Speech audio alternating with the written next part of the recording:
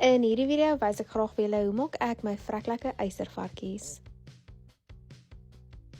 In 'n bak klits ons saam 125 gram botter of margarine en 1 koppie suiker totdat dit sag en romerig is.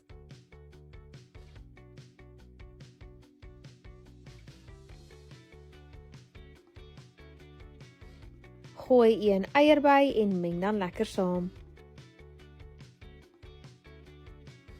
Sif 2 koppies meel en 2 teelepels bakpoeier en roer tot jy 'n mooi deeg het. Gooi dan 2 koppies melk by en roer dit goed.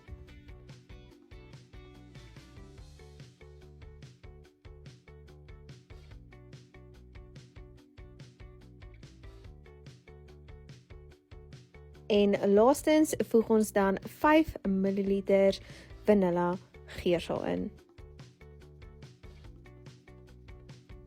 Julle kan die mengsel bak in 'n gesmeerde bakplaat by 180 grade vir so wat 20 minute of totdat dit goudbruin is. Laat dit heeltemal afkoel en sny in blokkies.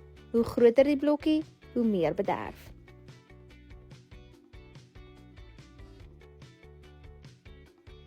Vir die sous meng ons 2 koppies versiersuiker saam met 3 eetlepels kakao en 1 teelepel vanilla geursaal.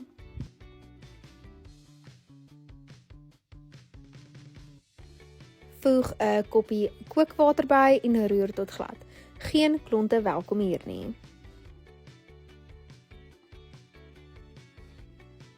Doop elke koekblokkie in die sjokoladesous en rol dit sommer dadelik in die klapper.